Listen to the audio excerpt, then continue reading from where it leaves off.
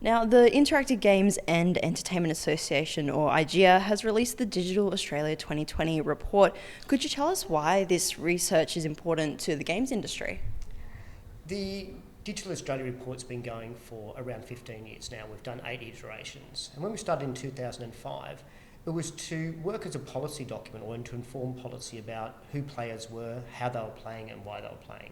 If we go back 15 years, and even today it's still similar, there was this perception that the average gamer was a 16-year-old boy who was sitting in their bedroom, communicated with nobody. So what the research has shown over a number of years is that's patently wrong. We know that the average gamer is 34 years old, just as likely to be a female, and most definitely are a social player, and have a lot of other activities apart from gaming.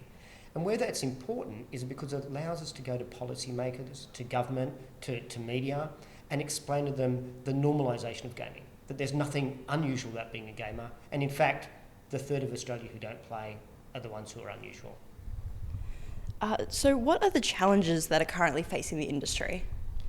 There's a number of challenges. I think we still have the moral panic around games. So there's a panic around addiction, there's a panic around in-game spending. So that's from a player's point of view. From a creator's point of view, there's a challenge that, at least from the Australian government's point of view, there's very little support for the industry. We are the last developed industry in the world, or developed country, in the world that is not giving support to a video game development sector. Now, IGEA worked closely with the Labor Party, and they presented a comprehensive support plan for games federally at the last election, but then unfortunately they lost. How did you feel about that? I guess we were pretty gutted at the time when we didn't get to realise the promises that the Labor Party was promising. We've had a great engagement with Michelle Rowland and her team and other members of the Labor Party. I guess what it did show, though, is that there was buy-in to that vision across consumers and voters. And so we'll take that message to the incumbent government, the current government, and work with them around the importance of supporting the industry. So what are Australian game developers missing out on without the support federally and when compared to other countries? If we make a comparison to start with, Australia has around 1,000 developers. Canada, for example, has somewhere between 25 to 27,000 developers. And they have a full ecosystem. They have a very strong independent base, they have a strong mid base, and they have AAA studios there. What that ecosystem does is supports everybody and allows the industry to continue to grow. And that's what we're missing in Australia. We're missing the opportunity to retain talent, to bring talent in, and to bring talent back to Australia. So what's next for IGEA on the government lobbying front? Will you just wait until the next election and hope for another change in government? No, we never wait for the next change of government. We'll work very hard with the current government and also with the opposition and also with the minor parties. It's important that we bring everyone along on this journey for us. We haven't given up our conversation with the government.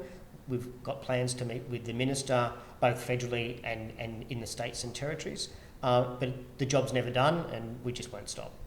The best way to measure perception, of course, is to ask people what they think, and importantly, to ask a lot of people. So we have 1,210 households that we survey in the research, and we don't talk to all members of the households, but we do get data on them. And for the people we talk to, which is basically through a web interface survey, we ask questions about what they think about the use of games for health, for aging, for education, but also just to have fun, to play them because they're an important part of leisure and they're an important part of our media ecology. I think the most profound takeaway is that we understand that a lot of people in Australia play video games. 2/3 of the population in Australia play video games today. We know, and we have demonstrated over many years, that there's been growth in that number. We know that 9 out of 10 households have a device on which games are actually played, and yes, it might be a mobile phone, it might be a PC, but it could also as equally be a console or a handheld device or a tablet. So we know that people are using a wide range of devices and that there is a lot of, I think, love for video games, and I think an awareness that games can really be valuable. One of the most powerful findings for me, and every time we publish the research every 2 years, something knocks me off my chair, metaphorically speaking, and I think, God, that's amazing.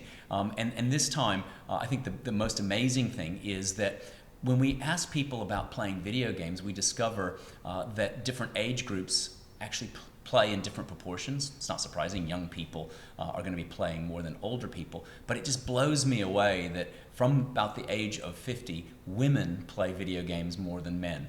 And I think that just flies in the face of the stereotype about games and the view that they are antisocial, male, and young. Audiences for games are just about everyone in Australia. We talk about the future of the reports, sort of a year in advance. So between the years between the reports, we start talking about, well, what seems to be trending? What are people talking about? What are the questions people have about games? And I think as we've moved, we've sort of become more sophisticated in thinking about what's really important for the conversation. Because again, as you say, there is a reason, there's a manifesto, if you will, for doing this research, and that is simply to promote conversation. And so we look for themes that will promote conversation, and I think also ask some pretty tough questions. If you'd asked people about the power of games 15 years ago, I think they would have largely pushed a very negative sort of sentiment. Today, when we talk about the power of games, we recognize that people are experiencing transformation that is life-changing sometimes, positively reinforcing, and really allowing people to be who they want to be and become who they want to be or want to become. So the theming is just around the things that we heard in the last report and then where we think the zeitgeist is for the conversation in games. The assumption that because a medium is there and because it has some content that I don't understand, that it can't help me in some way is a defeatist attitude. And our media are there for us to get the most out of them for us. And so have a bit of agency and play a game.